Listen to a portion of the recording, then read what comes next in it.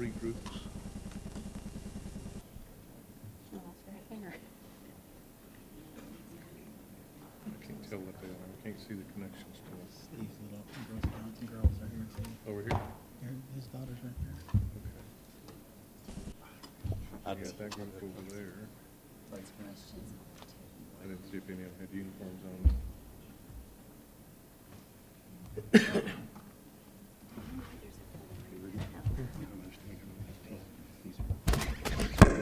Okay.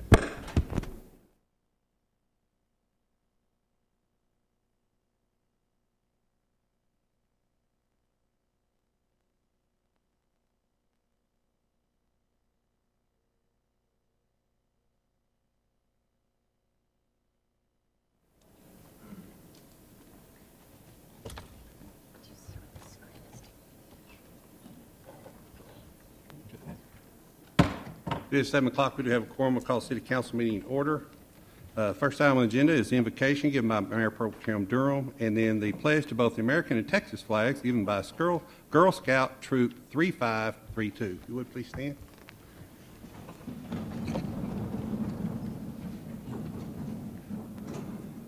If you would join me in a moment of silence.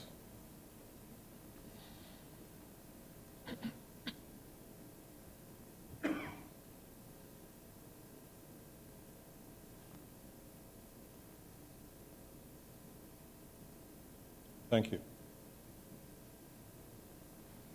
Hey, y'all want to come down front with us? Y'all sure look nice tonight.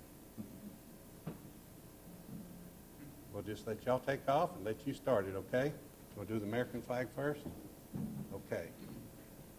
I pledge allegiance to the flag of the United States of America and to the republic for which it stands, one nation, under God, indivisible, with liberty and justice for all. Honor the Texas flag. I pledge allegiance to thee, Texas, one state, under God, one and indivisible. Thank you, ladies, very much. That was wonderful.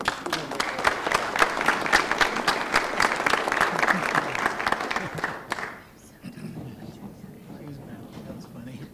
There was a bunch of them.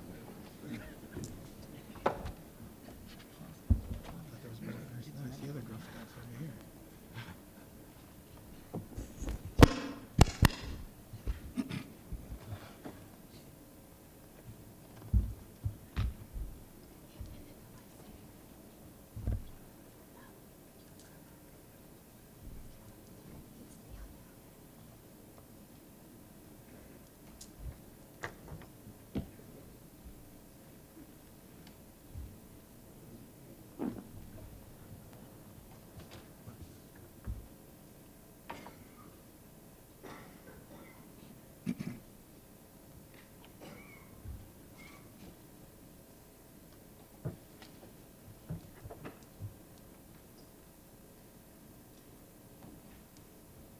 I could ask Jason Bewley to come forward with me,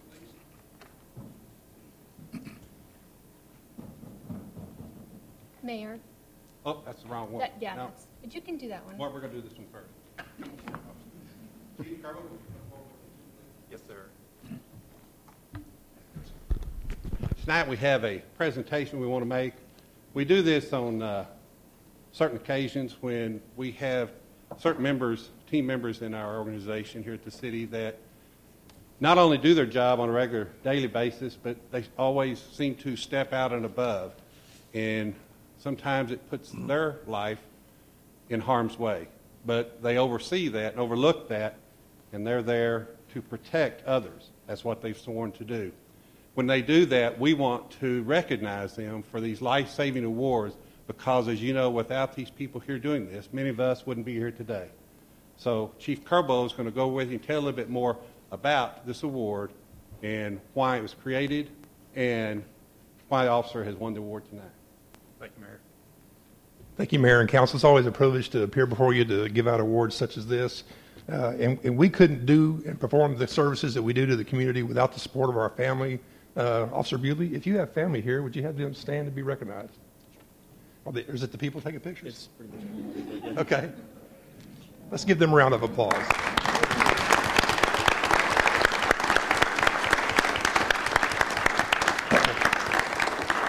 I think Officer Bewley will agree with me that we can't do what we do every day if it weren't for those folks at home that are there to support us. So I'd like to read the citation, if you will. On April 20th, 2012, at approximately 7:45 p.m., you and Officer Nichols were dispatched to an apartment complex on an unconscious person call. Dispatch advised they received 2 separate 911 calls from the apartment saying there was a woman inside who was unconscious and not breathing. You were in the area and first to arrive on scene. You were met at the door by a male who was frantic and directed you to the hallway of the bathroom. The male kept screaming, "She's dead, she's dead." You entered the bathroom and observed a female lying motionless on the floor, turning purple and not breathing. After checking for a pulse and not finding one, you began chest compressions, approximately 30 to 35 of them, until the woman began gasping for air. Louisville Fire Department paramedics arrived on scene to take over the care. The police department's award committee met to review this incident and recommends you receive a life-saving award. If not for your quick response and immediate actions, this individual would certainly have lost her life. So on behalf of the City of Louisville and the Louisville Police Department, it is with great pride that I present with you a life-saving award.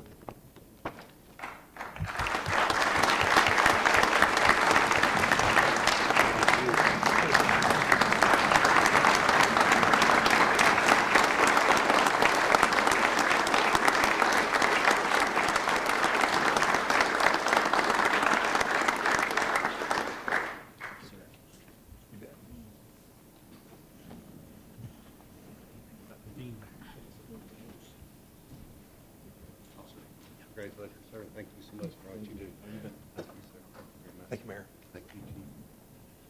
And as Chief said, we really do want to thank the family because, as you know, you give up a lot of their time, they give up a lot of their time with you. And without the support from their family, they would not be able to do what they do each and every day. And I know it's not always easy. And a lot of people hear me say this a lot, but I'm going to say it as long as I'm mayor, that, you know, sometimes people aren't always real happy to see a police officer, but that's because they know they're doing something wrong. That's the only time you don't want to see a police officer, is when you know you're doing something wrong. And I hope all you gentlemen remember that. It's when we know we're doing something wrong, we're looking over our shoulder. But when we're worried, when we're scared, when we hear scratching on our window, we're walking to a dark alley, or we're going to get our car late night in a dim lit parking lot, we're thinking about you, and we're hoping we see one of you over our shoulder. So we thank you, and we God bless you for all you do. Yes, sir. You do. Would you like to come forward? Come forward.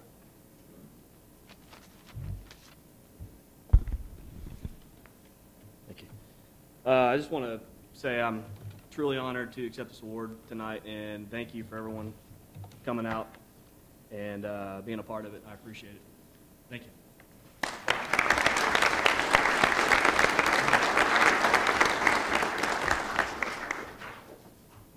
Thank you very much. Thank all of you. And if I could have Jim Klein come forward, please. Where's Jim? There he is.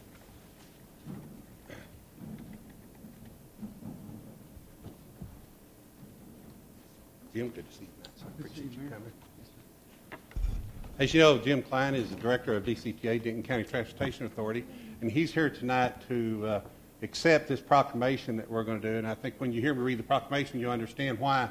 But DCTA has made a great service for our community. They've done an outstanding job in the number of years since the inception of even the idea of DCTA into now its fruition, and now it's serving our community each and every day.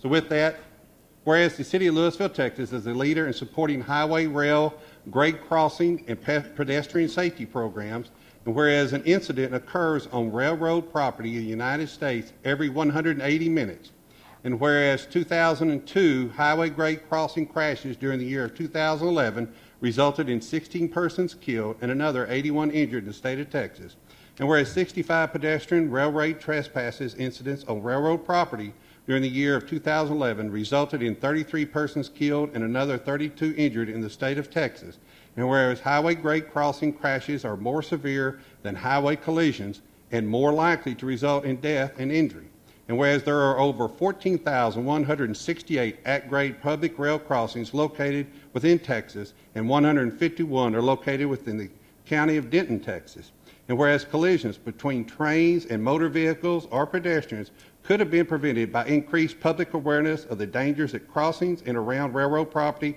and the appropriate safety laws. And whereas Denton County Transportation Authority works in cooperation with Operation Lifesaver Incorporated, the foremost public information and education program dedicated to preventing highway rail grade crossings, crashes, and pedestrian railroad trespass incidents. And whereas annually in June and throughout the year following, all citizens are encouraged to observe added caution as motorists or pedestrians near tracks or trains. And whereas this important observance should lead to greater safety awareness and a reduction in the highway well grade crossing crashes and pedestrian railroad incidents. Now therefore, I, Dean Euchert, Mayor of the City of Louisville, Texas, along with all members of the City Council, do hereby proclaim the month of June 2012 as the City of Louisville Railroad Safety Awareness Month and encourage all citizens to participate in activities to reduce crossing crashes and pedestrian railroad trespass incidents during this month of June and throughout the year. Proclaim this 4th day of June 2012.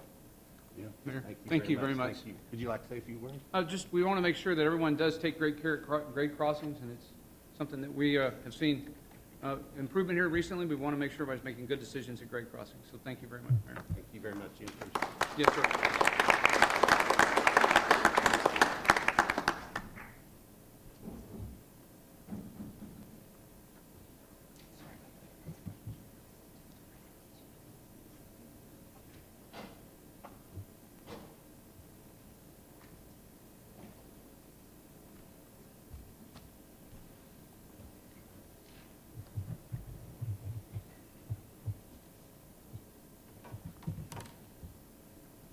Next item on the agenda is public hearing, consideration of amendments to the Community Development Block Grant, CDBG 2011 Annual Action Plan, the 2009 Milton Street Improvements Project, and the CDBG R Recovery Act allocation projects.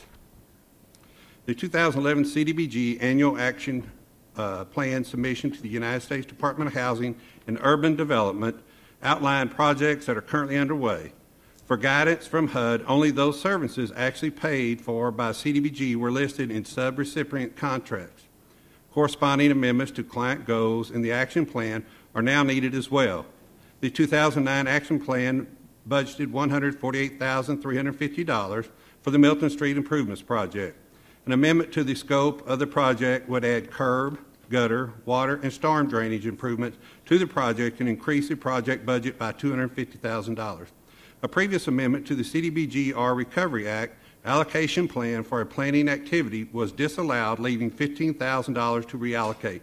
An amendment to the minor housing repairs program would increase that budget from $5,935 to $20,935. The CDBG Advisory Committee unanimously recommended adoption of these three amendments to CDBG plans at its May 15, 2012 meeting. Recommendation of staff is that Council approve amendments to the 2011 Community Development Block Grant Annual Action Plan as set forth in the above caption. I do not have any cards filled out here to speak. Mayor? Yes. If I might, could the city manager or somebody from community development address this issue? I think it's very complex. Sure. And they might give some clarification on it. We won't close the Well, hearing. yeah, Jamie can, pardon me, Close the hearing. if you want, sure. Okay. We'll go ahead and leave it open. If we need further detail after I'm through, Jamie, I'm sure can provide it. Basically, you've got three items here that the CDBG committee has vetted for you. The first one is really just an action plan amendment that deals with the goals for your recipient agencies. Prior to this change, the goals were established on the basis of the entire budget of those agencies, not just the CDBG portion, and so they included all of their Louisville clientele in that count. And what the CDBG HUD wants you to do is to just identify the number of residents that are being served by the CDBG money only. And so there's really not any effective change to what you're doing and the services being provided. It's just a way of demonstrating to HUD what the CDBG money is being used for specifically, as opposed to other resources that might be available to the agency. So that's first one. It's an action plan amendment from the 2011 action plan. The second item is to modify the Milton Street rehab project. Back when this was programmed in 2009, we looked at what we felt like we could do within the budget and what was needed in terms of drainage. And the drainage costs were fairly substantial to do a standard street design and drainage plan for that street. Consequently, the drainage money was not included in the project budget at the time. Subsequent to that point in time, staff has been looking at a variety of alternative designs for Milton Street, and they've come up with one that allows a kind of modified drainage plan to be installed with the reconstruction so that the street won't be entirely dependent on its bar ditches for drainage. We will have a curb and gutter. We will have a modified drainage trench somewhat in the middle of the project to allow for some drainage, and that should make it a little bit more like other streets in the city. So the cost of that, though, was, as you might expect, substantially more, and so this second item modifies the budget to add about $250,000 to the original budget so that you can do that additional drainage work. And the third item was the amendment to the CDBG Recovery Act amendment or budget. And in this one, we were disallowed by HUD to use some of that money for planning purposes, and the committee's recommending that it be shifted to the minor housing repairs program in the amount of $15,000. Anything else, Councilman Bond? No, sir, thank you. Thank you, City Manager. I don't have any others. Speaker, you'll make a motion to close the public hearing? Move to close the public hearing. Second. Have a motion by Councilman Ferguson to close the public hearing, and a second by Councilman Gilmore. All in favor? Aye. Opposed? Motion carries. Councilman Vaughn? Mayor, I'd like to motion that the City Council approve the amendments to the 2011 Community Development Block Grant Annual Action Plan, the 2009 Milton Street Improvement Project, and the CDBGR Recovery Act allocation. Have a motion by Councilman Vaughn to approve as presented. Second. A second by Councilman Ferguson. Excuse me. Any discussion? Mayor, I did have one point. Yes. Did that include everything? I'd like to ask that from staff standpoint. Did that motion include everything? Because he got specific on. I thought Councilman Gong got the mayor specific. said as presented, so I thought that's the way I'd interpreted it. I was just wondering because It the motion I heard didn't include everything in the caption. What was left out? It just didn't look like it covered everything in the caption. Well, there were three areas. There was the plan. Okay, There was was that your Milton- intent to include all three areas? Yes, sir. The Okay. intent was to include all three, As it was presented. as was presented. Okay, any other discussion? All in favor? Aye. Opposed? Motion carries. Mayor, I'd like to thank staff, because I know when I was working on CDBG, we've been wrestling with Milton Street and getting it improved for several years now, and I'm trying to figure out how to get that all to work and the drainage to work without blowing a budget was very, very difficult. So I'd like to commend staff and CDBG for figuring out a way to make that work and to help make those neighbors a little bit happier. That's exactly what I was. I also want to thank our CDBG committee and staff. This is probably one of the more. This in the budget process itself is probably one of the more strenuous projects that staff undertakes each year, and along with the committee that works on that. So we certainly do appreciate all the work the committee does put into this. Item 2 is public hearing, consideration of an ordinance for a zone change request from general business to townhouse 2 on 9.54 acres located at the southeast corner of 7th Avenue and College Parkway, further identified as Parkway Estes Estates, Lot 2R and 3, Block A, as requested by Fireside Customs Home, LLC, on behalf of Heatley Moist, Inc., the property owner, case number PZ 201-20506. Recommendation of staff is that council continue the public hearing to the July 2nd, 2012 City Council meeting. Council, to have a motion to continue? So moved. I have Motion by Councilman Durham to continue to July 2nd, and a second by Councilman Vaughn. Any discussion? All in favor? Aye. Opposed? Motion carries. Item 3 is a public hearing, consideration of an ordinance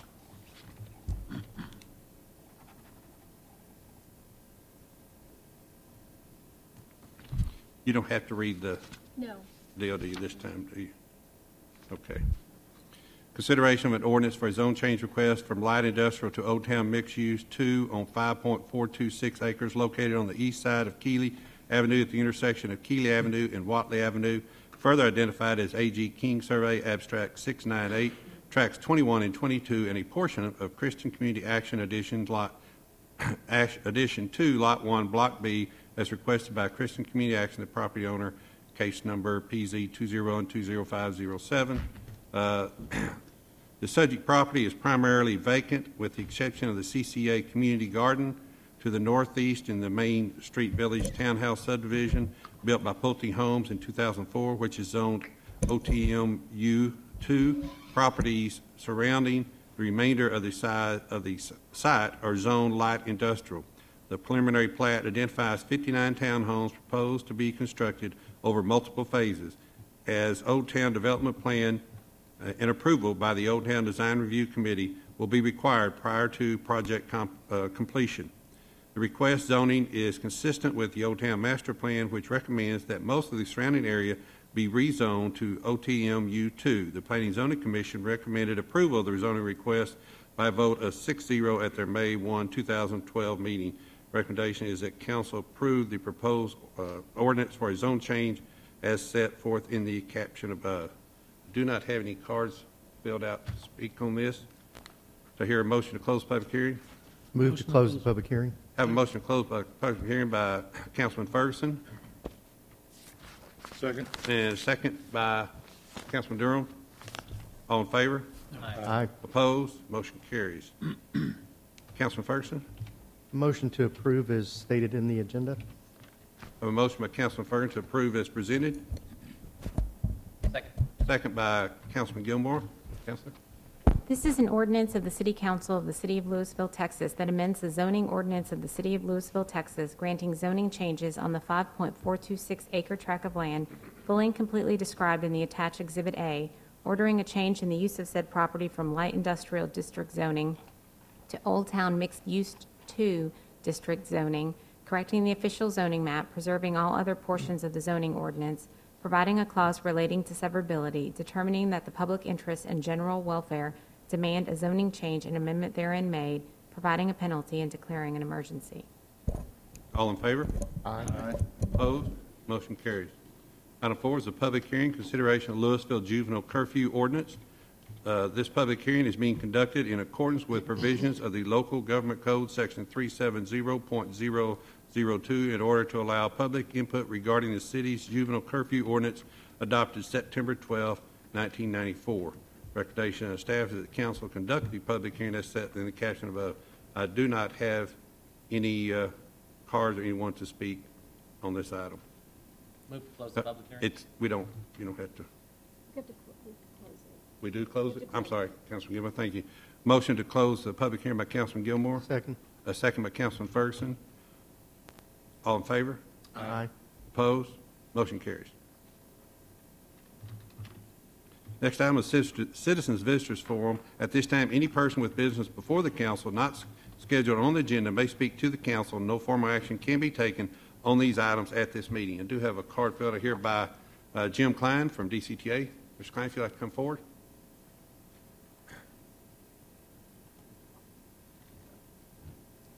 Mayor, members of the council, thank you. First of all, thank you for the proclamation that you brought forward. We really appreciate that. I wanted to take the opportunity, if I could, to update the council on a few items with DCTA.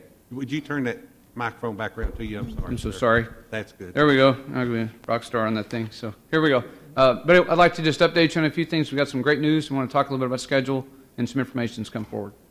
Again, update on the cars. You've already heard about our safety campaign, ridership, and our service and the service changes. Probably our best news is that our Stadler car has been rolling out. We have 10 of the 11 in place. The best news we've got is that the alternate vehicle technology waiver was formally presented to us by the administrator of the Federal Railroad Administration today at our car at Union Station. So it's something we're proud of. Been working for a long time on that. And everything to do, we're talking about the August changes, will be implemented, implemented assuming the Stadler cars are in place. We do have working with our region to make this a regional vehicle, and we're going to try to stop paying rent on the RDCs as quick as we can. I would like to add that we will be, when we talk about rolling them out between June and August, what you'll be seeing is we've got one more step to go through at the FRA, which we believe we can take care of in fairly short order, and that we'll implement these in phased the implementation so that we have complete implementation by our grand opening on the 18th of August. So an exciting time at DCTA, and we're real proud of that. You've heard, we've already talked about rail safety, and again, I just encourage the incidents that we have had have involved more adults making bad decisions than anything else. And so we're hoping that we can share that message and get that word out, and considering the impact, which is the campaign that we're presenting. Ridership, we have a 10% increase. We've carried 1.9 million passengers so far this fiscal year. And Route 9 that connects the downtown station, Denton Station, to the campus is our highest volume ridership. But we've seen an overall Connect ridership increase 14%. And we're seeing the DCTA A-Train experiencing between 1,400 and 1,500 a day during the week, which we're pleased with. And we're looking for some service changes as we go forward to try to implement that and make some changes so that we can increase it even further. On our service plan, just a quick update on that. The main items that we have right now, considering positive train control and the bus O&M facility, which would allow a much better place for our mechanics to work and our bus drivers to operate out of. So be a real positive thing. And on positive train control, it's been the American Public Transit Association is actually in town. This is a hot topic we're trying to work through with legislators and policymakers at the federal level to see what we can do about this and implement this the smartest way we can. And it's a big investment, and we want to make sure that when we spend this money, we do it as wisely as possible. And certainly some shorter-term operating issues with looking at our service levels, which we'll talk about in a second, improving the links between DART, particularly between DART and DCTA, but also between DCTA and the train, A-Train, and our Connect service. We want to make it as convenient as possible for folks to use. And again, just trying to make it as pleasant as possible for our customers to ride, and as effective as we can as we move forward. Long range, we're working to pending funding and other those issues, and bringing other people on board. The idea of extending the A-Train down the Beltline, looking at additional corridors with Frisco to Carrollton, FM 423, and potential bus service east-west. Nothing new on that we've talked about that before. Service plan process, you've seen these things. We'll be going back through some public meetings in August to look at the service changes that we're talking about for implementation as we come back to implement them on August 20th, which will be to reflect the start of the new school year. Service changes, and this is the things that we heard from the public. Midday service is the top priority of the public system-wide. The shuttle bus is inconvenient, and I fear that the number of miles we have on those buses, we will be facing even more lower levels of reliability. So bringing the rail service midday is probably the best thing that we think we can do to increase our overall ridership, both reflecting the students that may have classes that are all packed at one end of the day or the other, and be able to have them a convenient way back, and for our commuters so that they have, again, a very reliable and programmable way to where they can come home in the middle of the day if they get a half day off, or if they have, say, a sick child. And so these are things that increase that confidence level. This is extremely important. The TRE went from peak hour service to midday service and saw a very significant increase in ridership, and same with Austin. So we're trying to follow in those steps and make sure that happens. We have had weekend service has been, frankly, working on Saturday, and it's been a little bit, it's certainly been below expectations on Friday night. But the folks have been, we have gotten feedback that this late night and weekend service is something that's desirable, particularly focused on regional and special events.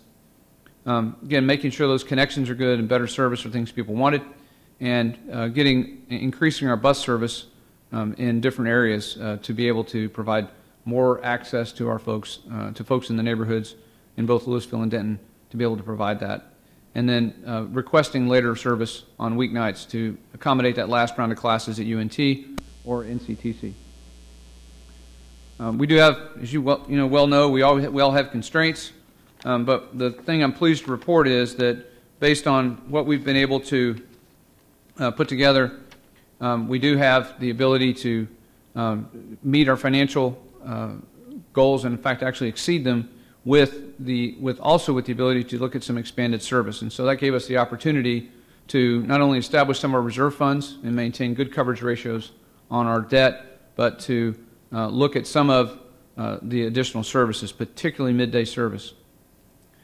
And then as of 24th of May, we adopted, the board gave us guidance to implement midday rail service by adding 2 southbound and 3 northbound trips a day, and that'll begin August 20th.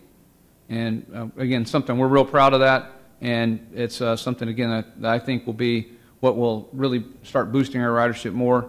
We're also adding additional trips during the day, during the week, each night, to have additional southbound trips running till almost 9 o'clock. And that'll go a long ways towards making some of those later night classes, maybe at the last round, but get some more of those students back and commuters. We do want to look at the bus schedules to better align with the A train. Saturday service will both start later and run later. And we're trying to sell tickets at Trinity Mills so that folks that are just staying within the DCTA area we can not only capture those revenues, but treat it as a local trip, which is what it should be as we go forward. The board did act to eliminate the extended Friday night service and late to the latest hour, and that is to be effective June 30th.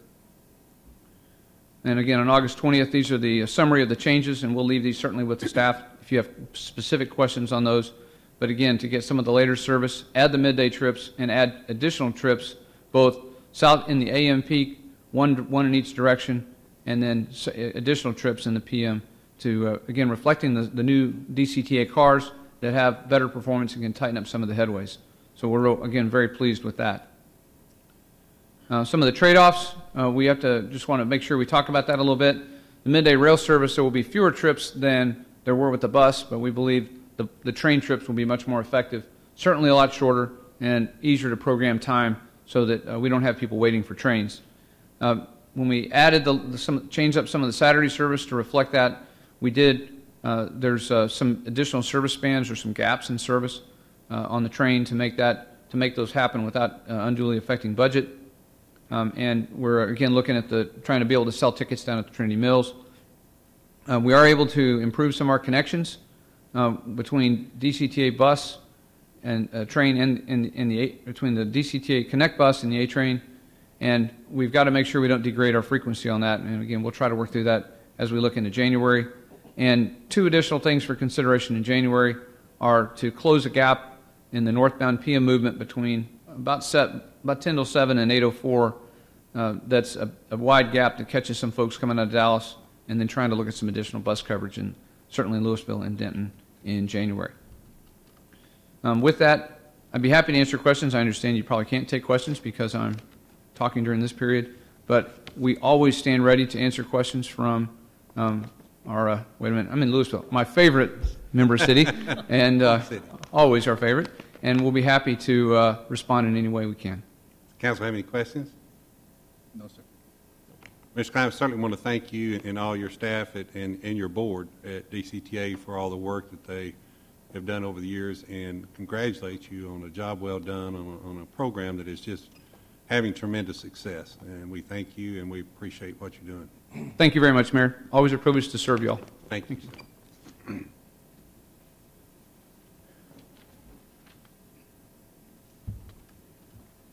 Next item is the consent agenda. All the following items on the consent agenda are considered to be self-explanatory by the council and will be enacted with one motion. There will be no separate discussion of these items unless a council member or citizen so requests. For a citizen to request removal of an item, a speaker card must be filled out and submitted to the city secretary.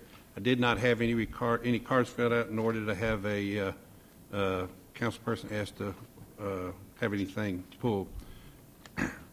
Councilman Gilmore? Move to approve the consent agenda? Second. Have a motion by Councilman Gilmore to approve the consent agenda, a second by Councilman Grenna. Any discussion? All in favor? Aye. Opposed? Motion carries. Item 14 is consideration of a variance to Louisville City Code, Section 54, regarding engineering site plans for the proposed drive-time car sales located at 1653 South Stemmons, as requested by Al McNath, the property owner. The subject site has been vacant for 4 years and is currently under contract to be leased to drive-time car sales. The location originally was a Honda and Kia dealerships. One of the provisions of the Louisville City Code requires that legal, non-conforming structures or properties be required to comply with current code if the use or operation of that structure or property becomes vacant for a period of 12 months or more. The owner is requesting to waive the required engineering site plan due to the unknown location of the TxDOT right-of-way currently proposed as 80 feet of additional frontage from this property. Staff has reviewed the request and identified that the major deficiency through the required 10-foot landscape strip along the current I-35E frontage. To bring the property to total compliant at this time is not practical. Recommendation of council is approves the variance as set forth in caption above. Council, as I was talking about in workshop and talked with the city manager, I'd like for us to see if we could make this on a temporary variance contingent on revisiting it at the time of the final TxDOT take, and then when we know the exact property line of where the TxDOT will be. That way we would know more effectively what the land property should look like, because that's, as we all know, subject to change and could be changing over the next few years. So that would be my thought on that. Councilman Grenna? Yeah, as we discussed in the workshop meeting, I move to approve the variances temporarily until after TxDOT completes all the land acquisition of the property along the highway. Do we want to do that for, and wait until TxDOT is done with all acquisition, or just acquisition on this location? Well, I'll let staff answer that. I was assuming it was on this location. I'm afraid they're going to be, just from seeing it, I'm afraid there are going to be so many different variances and different situations on this. I hate to do a blanket thing right off. All right, then I amend it to say this location. Good catch. I thought we had discussed all, but. We may have, I just interpreted it differently. Excuse me? We may have, I just interpreted it differently. Yeah, I just, I heard you say all the acquisitions, so it's okay. So to rephrase, I move to approve the variances temporarily until TxDOT completes the land acquisition on this location. Can we also add that it must be submitted for reconsideration And it once must be the submitted alignment? for reconsideration at the time that the acquisition's complete at this location. Is that good? All right. I can second that. Okay, we have a motion by Councilman Grenna and a second by Councilman Gilmore. Any discussion? Yes, Mayor. Has the property owner been made aware of this? Or is the property owner here? I don't think probably on here. I hadn't been Okay. notified they were. That's Haven't it. been notified. Thank Wait, you. Can I make one more clarification? That it be submitted for reconsideration if the alignment changes. So if it's where it's currently proposed, and he's not going to be able to put the landscaping strip, there's no need to come back. I don't know that we can tell that right now. Right, but if it doesn't change, there'd be no need to resubmit it. Perhaps. Well, we can just leave it as is then. Yeah. Okay. Let's leave it as it is. All right, we have a motion by Councilman Grenna, a second by Councilman Gilmore, I believe it was, wasn't it? Any more discussion? All in favor? Aye. Opposed? Motion carries. Item 15, consideration of a variance to Louisville City Code Section 6-144 screening for Lot 3B, Block A of the Gary R. Levitz Community Hospital Addition as requested by Edmonds Lane Bible Church, the property owner. The Edmonds Lane Bible Church is planning to expand its existing facility and construct a new auditorium to meet the needs of the church's growing congregation. The 2.17-acre property is bordered by Edmonds Lanes to the east and the Renaissance Village Assisted Living Facility to the north, south, and west. Both properties are zoned multifamily. The city's general development ordinance requires construction of a 6-foot masonry screening wall between institutional uses and residential zoning districts. with some special allowances for churches. The applicant has requested a variance to waive the required screening device around the perimeter of the property and is proposing that no screening be provided in order to maintain physical and visual continuity between the two uses. A letter of support for the request has been submitted by the Renaissance Village. This variance was previously approved by the City Council on August 3, 2009, in conjunction with the engineering site plan. Recommendation of staff is the council approve the variance of the Louisville City Code as set forth in the above caption. Do you have a card here filled out by Finney Thomas? Mr. Thomas, would you like to speak, or are you just here to answer questions? If you would come forward and give your name and address to the record. Finney Thomas. I live in Carrollton, Texas, and I'm an attorney and also a member of Edmonds Lane Bible Chapel. This is a request that was supported by the staff. The staff has been out to the property, has spoken with Renaissance Village, has seen the property and has recommended it. In 2009, it was approved by the council because of another project that was abandoned by Edmonds Lane Bible Chapel, but it was pre-approved. And as you read, it is supported by Renaissance Village for aesthetic reasons, as well as the fact that it would further hide their property and would not help with marketing efforts. So for these reasons, the neighboring property supports it, the staff supports it, and I think it should be supported by the council. Okay. Staff have any questions? Council, I'm sorry, does council have any questions? No, Mayor, I don't have any questions. Okay. I will be voting against it for the reasons that I stated in the workshop. Basically, churches are allowed two different types of walls that other businesses aren't allowed, and I think that either of those would be appropriate in this situation. Thank you. Councilman Durham? There's no further discussion. I move to approve. Second. We have a motion by Councilman Durham to approve as presented, a second by Councilman Gilmore. Any other discussion? All in favor? Aye. Aye. Opposed? Nay. Motion carries 4-1. Thank you. Item 17 is consideration of an ordinance amending the Louisville City Code, Section 15-35, maximum speed limits on specific streets, establishing a maximum speed limit on Railroad Street from State Highway 121 business. Excuse me, Mayor. Oh, I'm sorry, Counselor. I didn't let you read that. No. I think you're You I skipped an I item. skipped an item. There you go. Consideration of an ordinance amending, I'll go back to item 16, I apologize. Consideration of ordinance amending the Louisville City Code, Section 15-87, limitations on turning around, prohibiting U-turns at various locations throughout the city.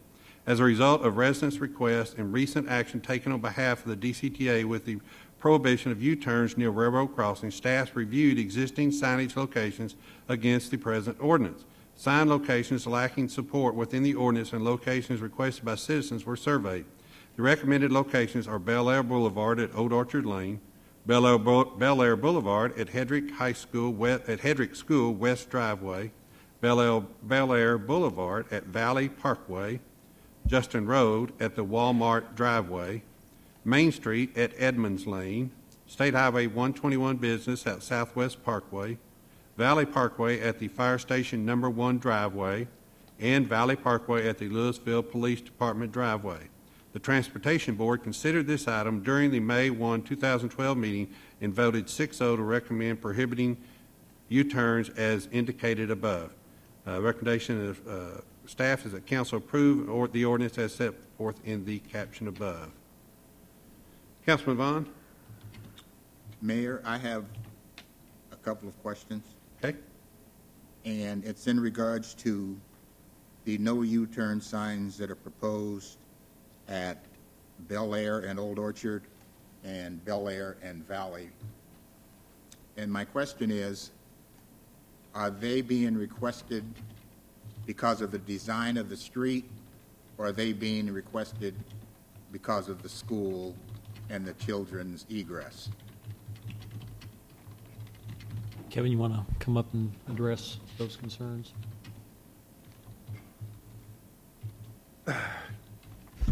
Kevin Davis, Louisville Traffic Engineering. Yes, Mr. Councilman, the answer to that question is they're being requested as a result of the concerns for the, generally for the students in the area. Those along Bel Air, in front of Hedrick Middle School, and the others are heavily used by students in the mornings and in the afternoons. The condition of the roadways, of course, the geometry there at Old Orchard is that it's a wide median, divided. Bel Air is east-west at Old Orchard. Old Orchard is an undivided 4-lane roadway. The same is true at Valley and Bel Air. Valley is divided as well as Bel Air there. Okay, well, I thank you for that. If I understand you correctly, the streets would permit U-turns at the two locations that I talked about, but primarily you're concerned about the morning and afternoon school children. So what about, one of the members of the board asked the question about did anybody consider times when U-turns would or would not be permitted? What I'm getting to is that it seems like we're putting an unnecessary burden on the motorists for them not to be able to make a U-turn at those corners when they are structured, making them able to do that when school's out for 2 or 3 months, kids are on holiday, and this and that and the other. It seems a little bit extreme to me, as opposed to, putting a time restraint on them. I understand your concern, Councilman, but one of the things to consider is that drivers do drive by, in large part, by habit. Creating a location that is prohibited in this manner on a seasonal basis or even by a timed basis, you would have drivers that may or may not be aware of what time of year or what time of day it is. And considering that these are being considered and recommended here for the sake of the student pedestrians in the area, it would be unfortunate to have one driver that makes that mistake. At this point, of course, the prohibition by time was considered, and that was discussed at the Transportation Board meeting. But unfortunately, at this point, I'm unaware of any location, any municipalities that actually utilize a prohibition of U-turns along those lines. Prohibition of left turns, right turns do occur by time of day. That I'll grant you that, but I'm unaware of any that actually prohibit U-turns by time of day. Thank you for that explanation. Thank you, Mayor. Did you want to answer? Claude, Well, I was just going to add that there's two other aspects of this specific to those locations. The school district's locations in particular are frequently affected by changes in their operations in terms of the schedule. They will shift their students from reporting at 8 a.m. to 7:30 a.m. to 9 a.m. and getting out at 3 or 3:30. And so the times tend to change, as we've seen, especially recently. And so when you attempt to match those up, you're putting yourself in a situation where you're going to have to constantly change out those signs and change out those ordinances, which is certainly a problem administratively, if nothing else. The second thing is it's difficult for the enforcement activity, the police department in this case, to sometimes gear themselves to a lot of locations that have very specific time requirements. Can be done. It's just somewhat more difficult for them to get oriented. Okay. Kevin, also, because it's you addressed this question, but at Bel Air and Old Orchard, particularly on the east side, that's a very, very wide median there. If I remember correctly, I go through there often enough, and my impression is making a U-turn there for westbound traffic to go back east would make it for a very confusing activity in that intersection because that median is so wide. Well, it of course it depends on the driver, but in that location it is a fairly wide median, and that would be a concern.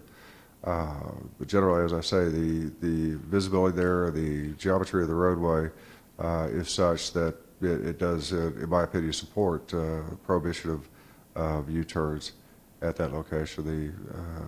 The roadway itself, of course, is somewhat what would you say, the crest of the roadway is somewhat severe there. So it is something that not only does it lead to the possibility of a driver making the wrong move, but also just making that turn, perhaps having a difficulty controlling the vehicle itself. So. Councilman Durham, did you have something? Yes, Mayor. I drive up and down Valley Parkway numerous times a day.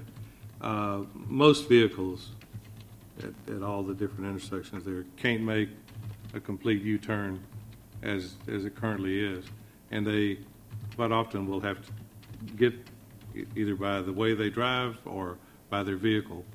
They have to back up and then go again after they try to make the U-turn. There's not enough room in there for them to make it.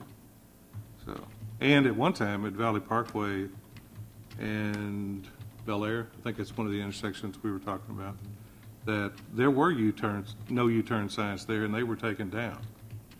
Yeah, that's.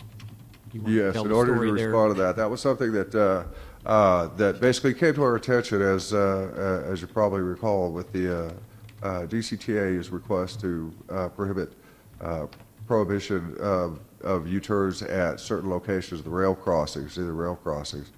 We reviewed that, and it was noted by staff that there were locations that we had posted that did not have support in the ordinance. And at that point, then, of course, we, rather than, since some of them had been posted for quite a long time, we took the approach that rather than just disregard them and take down all that was there, we would actually review all of the locations that we had, so, and actually. There had been some action taken in the past to say that U-turns shouldn't be done at that intersection, except it wasn't done by ordinance? Correct. Okay. And I know particularly at that one, most vehicles cannot, or a lot of vehicles cannot make that U-turn there at Valley Parkway and Old Orchard. Yes, and going south even more. That's true. Some of these locations, just the actual movement itself for larger vehicles is very difficult. Yep. Any other That's all I have. comments or anything? And I'm assuming here that on these, unless it's detailed differently, this is going both directions. U-turns going both directions. For example, State Highway 121 business at Southwest Parkways. That would be the north and southbound right, traffic. That's what I'm saying. Unless it's stipulated differently here, they'd be that way at each intersection that you've listed. Correct. Okay. Okay. Great. Any other questions? Councilman Gilmore. Move to approve the ordinance prohibiting U-turns at various locations throughout the city as written. Second. Have a motion to approve by Councilman Gilmore, second by Councilman Grena. Councilor? This is an ordinance of the City Council of the City of Louisville, Texas, amending Chapter 15, Section 15-87C of the Louisville City Code by prohibiting U-turns at various locations throughout the city, providing for severability, providing a repealer, providing an effective date, and declaring an emergency. All in favor? Aye. Opposed? Motion carries. Item 17, consideration of an ordinance amending the Louisville City Code Section 15-35 maximum speed limits on specific streets, establishing a maximum speed limit on Railroad Street from State Highway 121 business to Hebron Parkway of 40 miles per hour within the city of Louisville. Reputation of Railroad Street from State Highway 121 business to Hebron Parkway has been completed. Reconstruction has been completed. The roadway now serves as an efficient alternate north-south route through the city. In response, staff has completed the speed surveys necessary to establish an appropriate posted speed limit for the improved roadway. Based on the results of 43 miles per hour and 41 miles per hour for the 85th percentile speeds for Railroad Street from State Highway 121 business to Bennett Lane and from Bennett Lane to Hebron Parkway, respectively, staff recommends a speed be posted of 40 miles per hour. The Transportation Board considered this item during the May 1, 2012 meeting and voted 6-0 to recommend establishing the maximum speed limit as indicated above. Recommendation is the council approve the ordinance as set forth in the above caption. Mr. City Manager, would you explain just real quickly, touch on real quickly about us performing the required percentile speeds in state from the state that we're required to do? Well, law requires that before you set a speed limit, with some minor exceptions, that you have to perform a speed limit study to determine what the limit should be based on the 85th percentile. So what they do is go out and survey traffic over a designated period of time, and usually over 2 or more days, to test what the current traffic is actually driving at. And then they look at that data and determine what the 85th percentile is, and that yields a speed. In this case, I think it was 43 and 41 or something like that on the 2 days that it was measured. And so using that as the 85th percentile, they usually drop down to the next available round number speed limit, in this case 40 miles an hour. So that's the way it's done for virtually all of our city streets except for residential streets. So if we were tearing around like maniacs, you would have a high during that speed measurement. limit. So it's our fault. Okay. Yeah, the theory is that on average, at the 85th percentile, people are driving appropriately. So they knock out the 15% that are driving inappropriately. What was it posted currently? 30. What was the actual speed you could drive it before the road was complete? About 30. 5. That's okay. It was in bad shape. You might lose your vehicle then. But I mean, right now, it's posted at what? 30. 30? Yeah, okay. We'll see what the new 85% tile will be when done. Anyway. 60. Any further discussion? Councilman Greener? Move to approve the ordinance as presented. Second. Have a motion by Councilman Greener to approve as presented, second by Councilman Durham. Any discussion? All in favor? Oh, No. Oh, I'm sorry, Councilor. If you'll read, I appreciate it. This is an ordinance of the City Council of the City of Louisville, Texas, amending Chapter 15, Section 15-35 of the Louisville City Code by establishing speed limits on Railroad Street, providing a penalty clause, providing for severability, providing a repealer, providing an effective date, and declaring an emergency. All in favor? Aye. Opposed? Motion carries. Next item is number 18, and I will be abstaining because my wife is employed by J.P. Morgan Chase.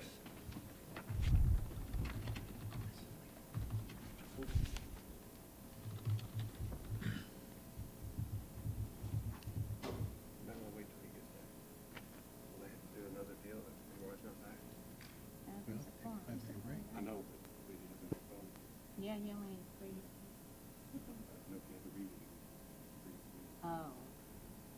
Oh. Question on legal counsel. Do we need to wait now or have a? It's not an ordinance. No, you don't have to wait. Okay, we'll go ahead and hopefully Councilman Vaughn will be right back. Number 18 is consideration of a 2-year bank depository contract with 3 one-year renewal options with J.P. Morgan Chase as depository for city funds, and authorization for the city manager to execute the contract. On February 24, 2012, the city issued a request for proposal for depository and safekeeping service applications. A total of 24 requests for proposal packets were downloaded from bidsync.com. 3 proposals were received and opened on April 6, 2012. The request for proposal requested information for the cost of services currently being received, as well as the cost for anticipated new services not currently being provided. 3 qualified banking institutions submitted proposals. The proposals were evaluated on the criteria listed in the request for proposal. J.P. Morgan Chase received the highest overall score from the evaluation panel. The recommendation is that the City Council approve a 2-year bank depository contract with 3 one-year renewal options with J.P. Morgan Chase as depository for city funds beginning October 1, 2012, and authorize the city manager to execute the contract. I do have 2 cards filled out for speakers. Brian Page is in support of this and does not wish to speak. Is that correct? Okay. and Jeff Stinger. And it says you do not want to speak but are available for question. I assume you're in support of this? Okay, it's in support. Okay. Is there any questions? Anyone else wish to speak on this? Well, Deputy Mayor, I would just like to commend the evaluation team. I looked at all the work that they had did over the period, soliciting the bids, the analysis they did of the banks, and I think that they did an outstanding job. Okay. Any other comments or questions? Is there a motion?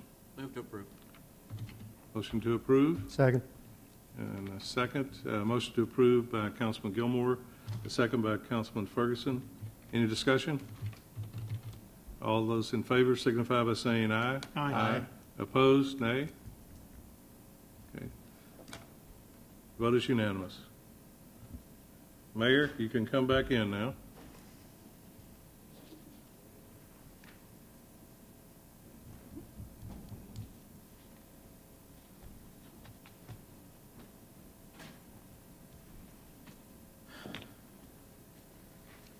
Pass those on down to Dean.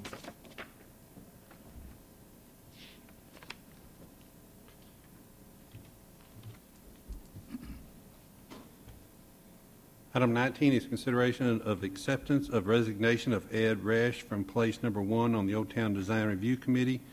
Declare a vacancy exists on the Old Town Design Review Committee, and consideration of appointment to place number 1 on the Old Town Design Review Committee. Ed Resch has submitted an email resigning from the Old Town Design Review Committee for personal reasons due to the upcoming board commission appointment process. Staff recommends that the City Council direct staff to include this appointment with that process. Recommendation is that council adopt the resignation, declare the vacancy, and direct city staff to include the appointment of place number 1 on the Old Town Design Review Committee with the upcoming board commission appointment process. Councilman Gilmore? I'd like to move to accept the resignation, declare the vacancy, and have staff include appointment of place number 1 on the OTDRC with the upcoming board commission's appointment process. Second. We have a motion by Councilman Gilmore to approve as presented, second by Councilman Grena. Any further discussion? All in favor? Aye. Opposed? Motion carries.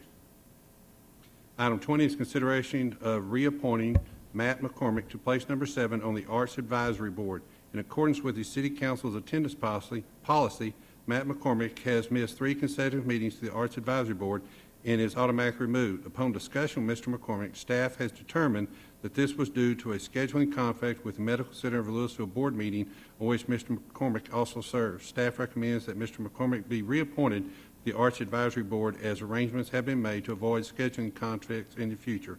Recommendation is that the City Council reappoint Matt McCormick as stated in the above caption. Councilman Ferguson? Just a comment. I think Matt is absolutely the right person to have in that position, so I would move to reappoint him. Second. I have a motion to approve as presented by Councilman Ferguson, second by Councilman Guarina. Any discussion? I'd like to just make a comment that I'm glad that they worked out the scheduling conflict so that he can attend both meetings. All in favor? Mayor, may I? I'm sorry. A word? I'm sorry, sir. Yes, it's. My question is, I mean, I have no problem with Matt McCormick.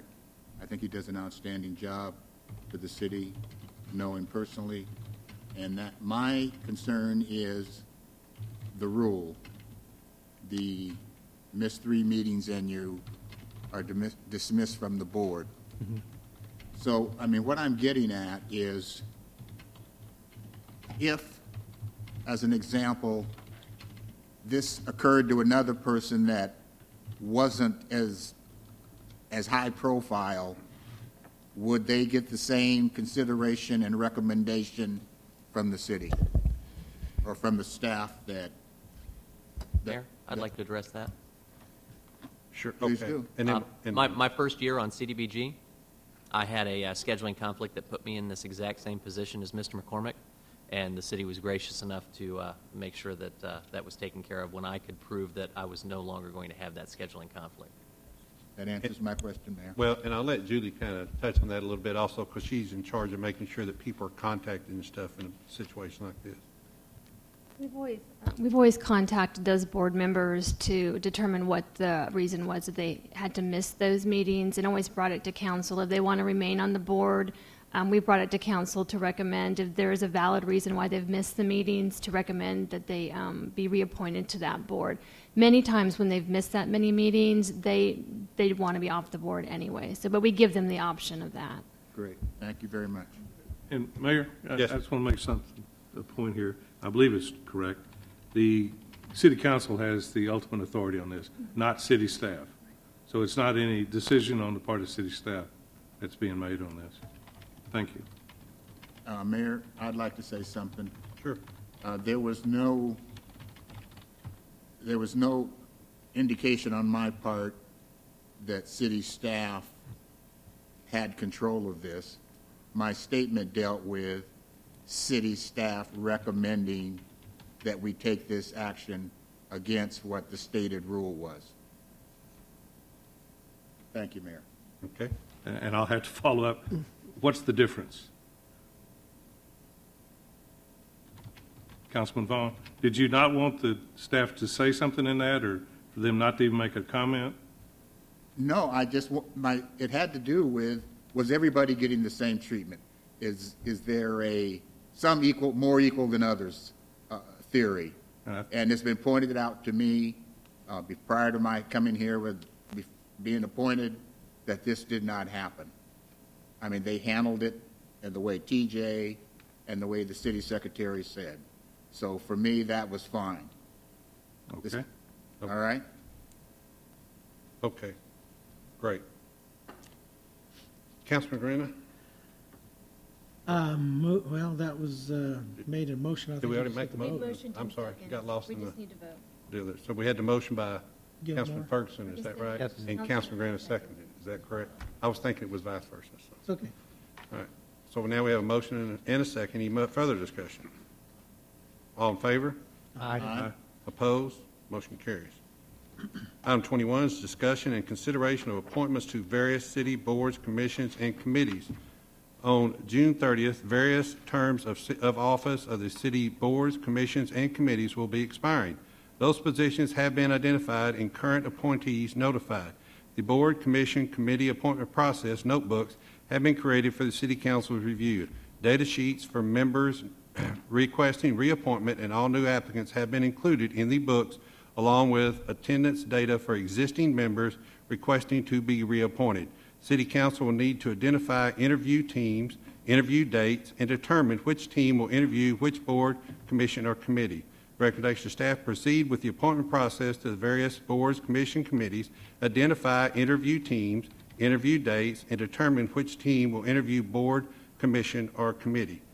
And on this staff, I would recommend that we do split up into teams, and when we do this, not just look at the vacant spots, but also the people that are asking to be reappointed, as look up at their attendance and stuff.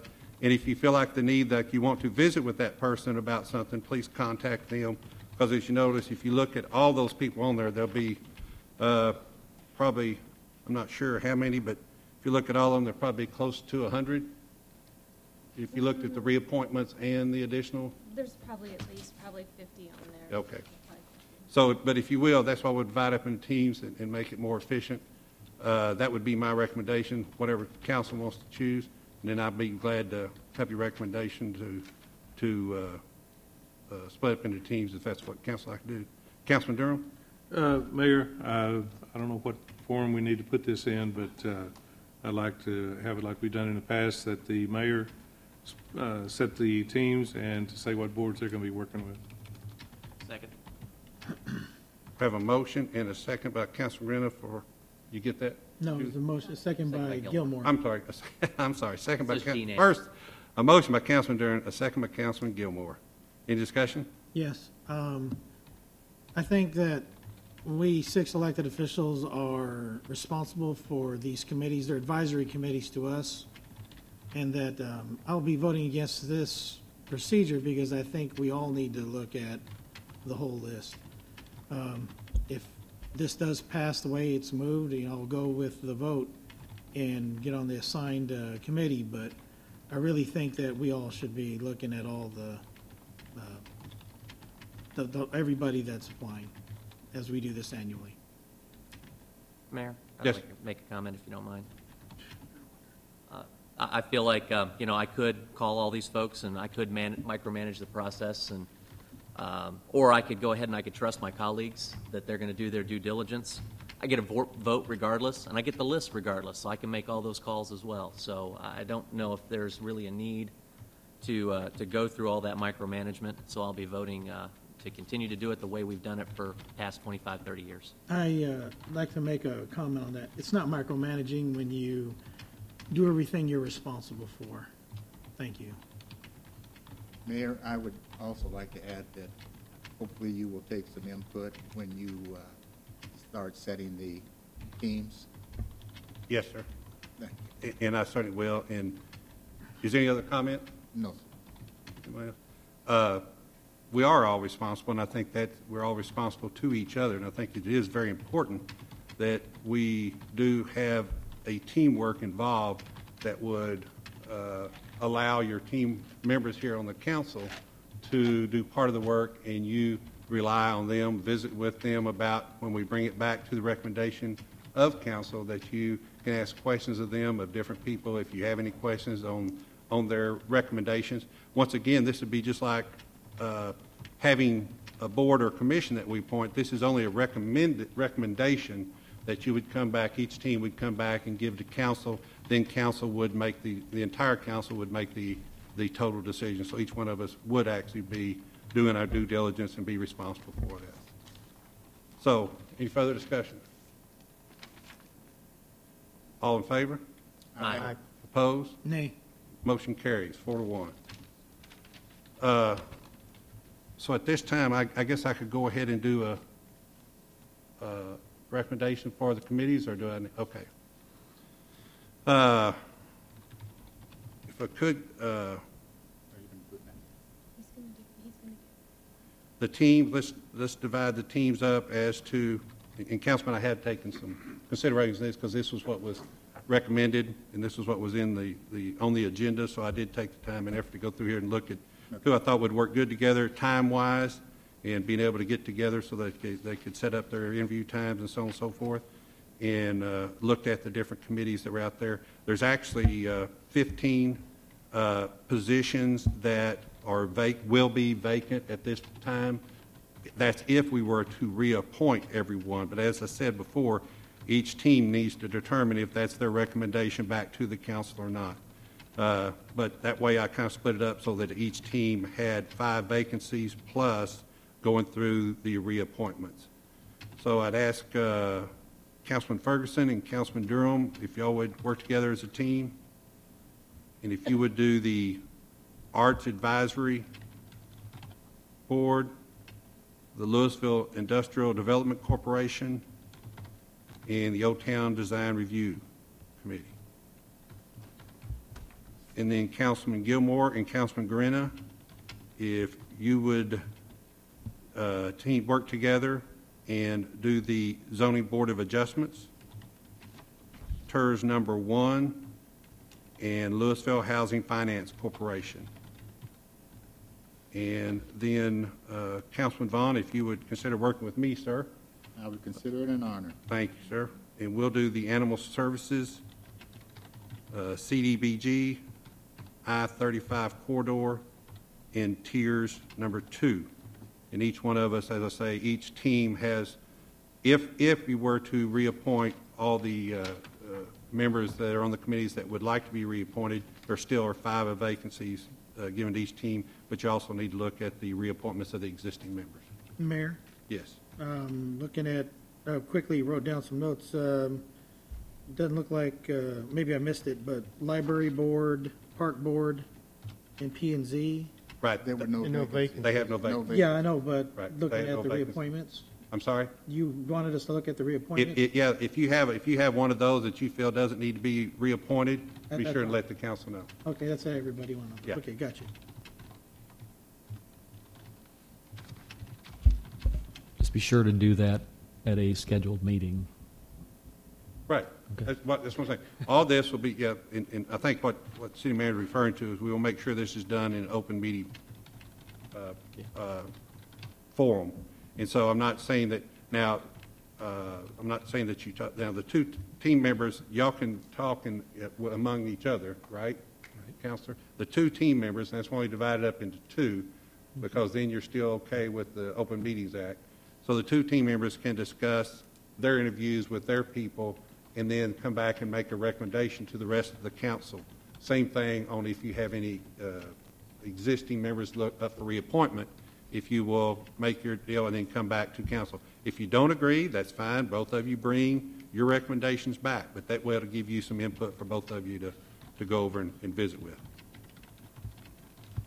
So do we need that in form of a motion? So they can just approve, make a motion to approve how you've recommended it. Councilman Ferguson? Move to approve your recommendation. What? I'm sorry. Mayor, what about the date to have it back, have it completed? Oh, that's a good point. Can everybody get it done by? Next meeting? You want to do it the next meeting or give it 2 meetings? Next meeting. Might as well do next meeting. Is everybody okay with next Otherwise, meeting? it'd be delayed 2 weeks. Okay, by the next meeting. I'll include that, or if you'll include that in your motion. 2 weeks, 18th. Okay, so move to approve the mayor's recommendation to be complete, with the work to be completed in time for the next regular council meeting. Motion by Councilman Ferguson. Second. Second by Councilman Gilmore. Any further discussion? All in favor? Aye. Opposed? Motion carries. Okay, item 22 is consideration of a resolution nominating one member to the Board of Managers of the Denko Area 911 District.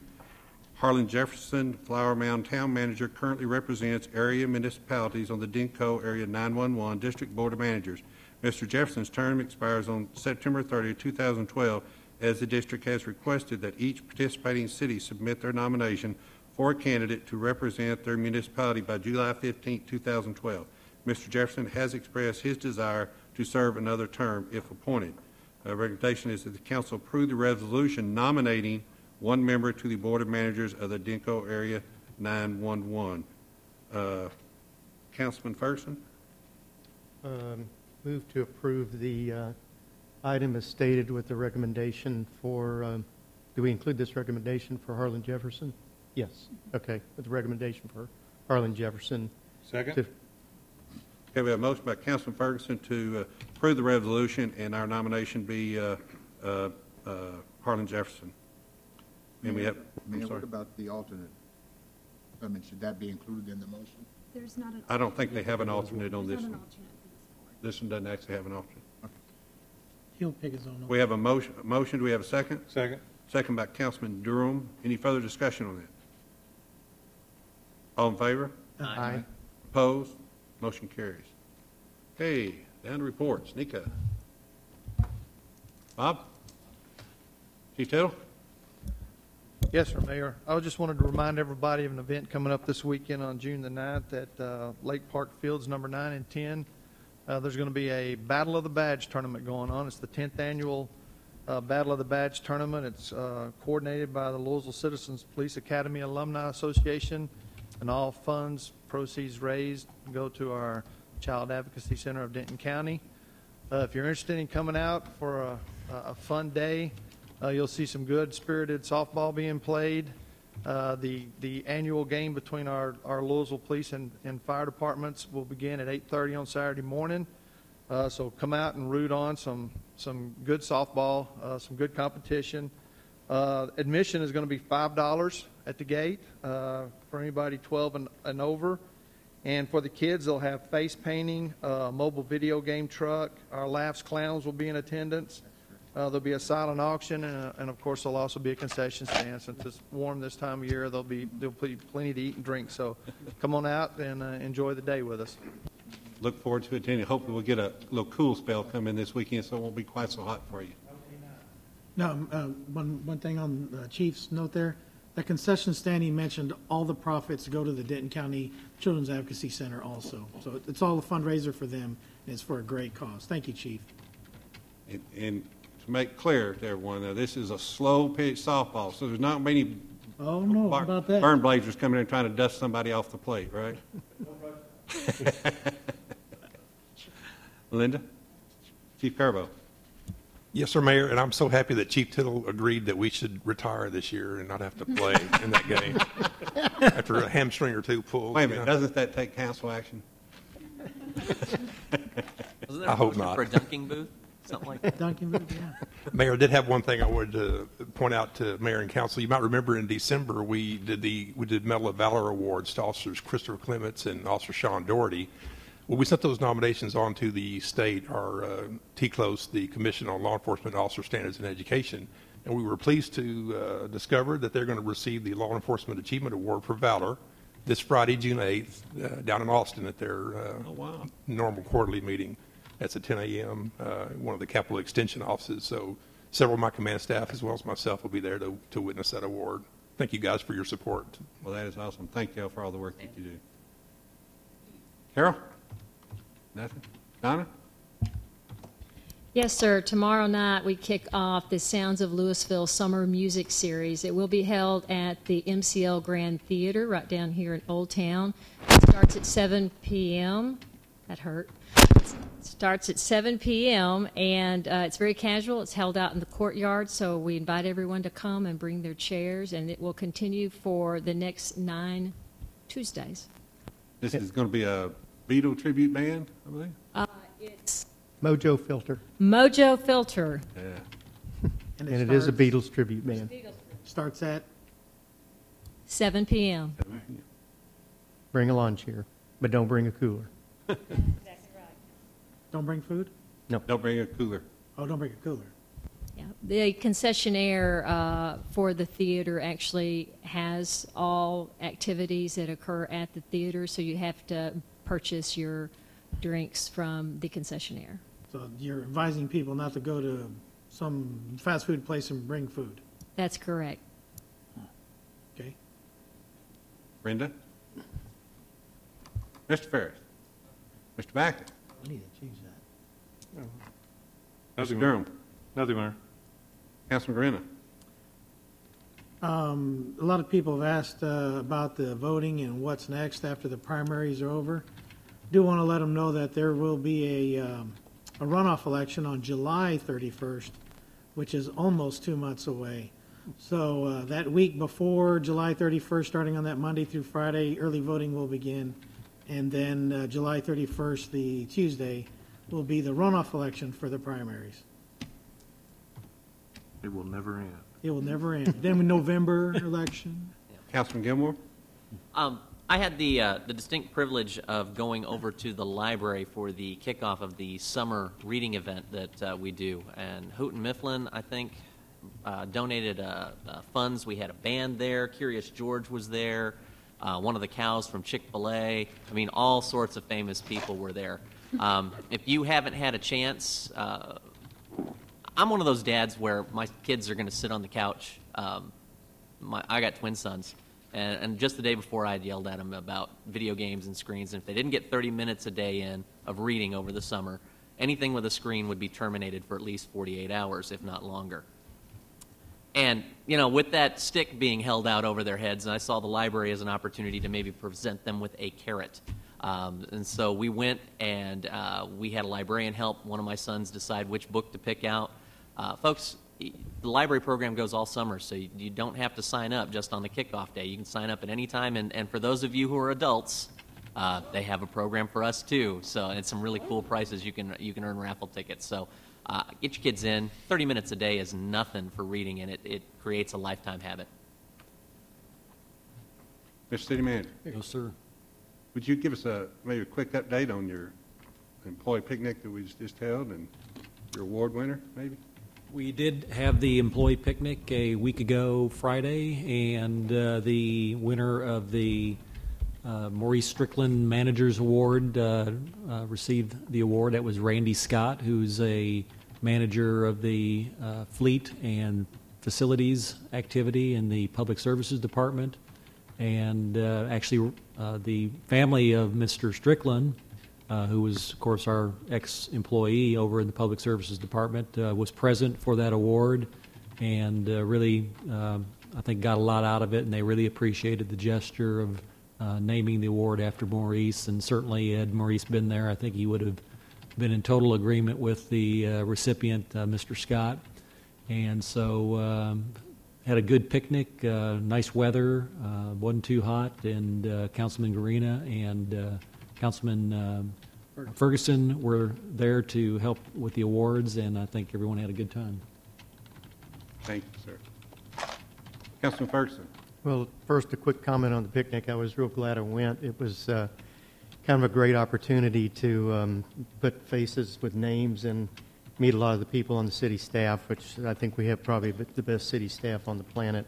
I've told several people that we get the award, we get the second happiest place on Earth award after Disneyland as far as city staff goes. So it was, I enjoyed being there. It was nice to be able to hand out the awards and shake hands and meet people. So great event. I always have stuff on the MCL Grand. Just quickly, with the summer series, some of the bands coming up, the Kildares, which some of you may have seen at the State Fair. They've been down there regularly for, I don't know, the last 10 years over by the Cotton Bowl. So you may have seen them and not realized it, but they're very entertaining. And Brave Combo is here on July 3rd, so that'll make for a nice July the 4th holiday. Also going on at the Grand, VAL, Visual Arts League. I say VAL, people don't always know what that means. Visual Arts League of Louisville has their Energy of Life art exhibit still going on through the 23rd. Texas Nonprofit Theater Youth Conference is taking place this week, and it'll feature live performances, I'll try that again, by 14 youth theater companies. And then there's a art talk by Jenny, and I think it's pronounced DeLauder, on June 12th. And then a couple of bigger, or one bigger item, The Foreigner, which is presented by Texas Family Musicals, starring Johnny Crawford from the TV series The Rifleman, which is a comedy. And then Wednesdays, they've been having yoga classes in the courtyard, and my wife has been going and trying to get me to go, but don't look for me to be there. I'm probably not the yoga type. But anyway, I'm sorry. but my understanding is they've been drawing like 40-plus people for these free yoga classes, so, and having a good time. And so anyway, put all those things on your calendar, and that'll give you something to do. Councilman Vaughn. Mayor, I have a couple of things I'd like to say.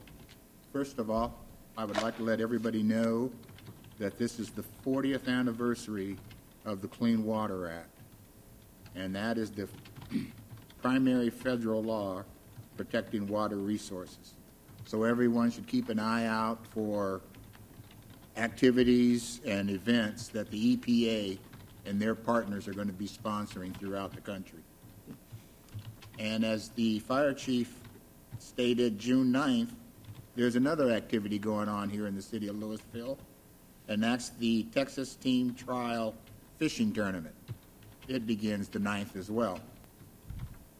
And on the 17th of the month, we have our first, hopefully annual, toll tag triathlon. And it promises to be big from what everybody's telling me. I guess all the city staff, Donna, you're going to be in it, right? That would be put on by the Greater Louisville Kiwanis Club. But the name But of I'm just helping. I'm not running or swimming or racing. But is the name of it the Toll Tag Triathlon? Yeah, the naming rights was bought by the NTTA. Oh, okay. And the final thing I have, Mayor, is all of you that love to shop, as of July 1st, if you shop on Amazon, the state comptroller and Amazon have come to an agreement. There were a few little they're going to stop pursuing Texas is going to stop pursuing the 200 and X amount millions of dollars that they say they're owed in back taxes. Amazon's going to put a couple hundred workers to work in Texas, and you're going to start paying sales tax.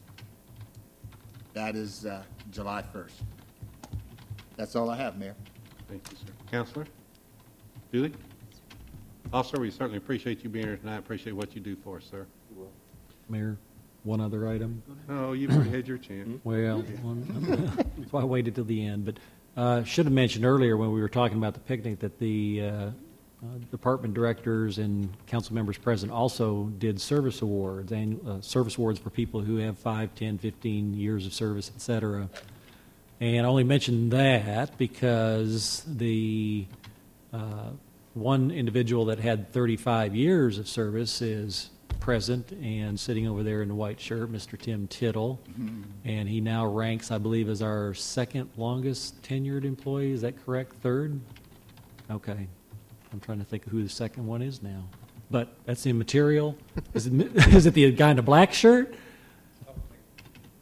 I got one more year. Oh, big house, Mr. Backus. I thought he lacked a couple months on you. But anyhow, 35 years of service for Chief Tittle. Maybe you could get with Brenda in the county department. Maybe you could do some calculations on months and years, get this all figured out. Anything over 30, we just kind of blend together. Well, as everyone can see, we do have a lot going on here in the city. We're very proud of it, and we're very proud of our team members here that work in the city. Chief Tittle, we're certainly proud of you as well, and everybody else. We certainly want to congratulate Mr. Scott and Officer Dooley for the service that they've given to this community and above and beyond. We thank them all for the service. So with that, and in accordance with Section 551.071 of the Texas Government Code, legal issues related to Camelot Landfill, Section 551.072, property acquisition, Section 551.087, deliberation regarding economic development negotiations, we will now convene into closed session.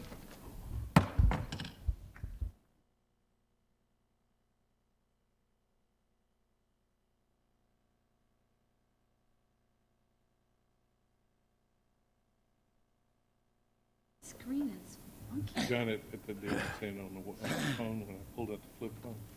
The whole room, had all these. The whole thing was just reading emails and doing all kinds of stuff, and I can barely. Don't leave before we start talking, please. Convene us back in regular session. Is any action be taken, council? Yes, Mayor. I move to authorize the city's legal counsel to pursue all actions necessary, including filing suit, to ensure that the Camelot landfill complies with state and federal law in its current operations, and to contest the expansion of the landfill. I second that, Mayor. I have a motion by Councilman Ferguson, a second by Councilman Vaughn. Any discussion? All in favor? Aye. Aye. Opposed? Motion carries. Any other business? Move to adjourn. Second. Move to adjourn by Councilman Guarina, second by Councilman Gilmore. All in favor? Aye. Aye. Opposed? Motion carries. Thank you, officer.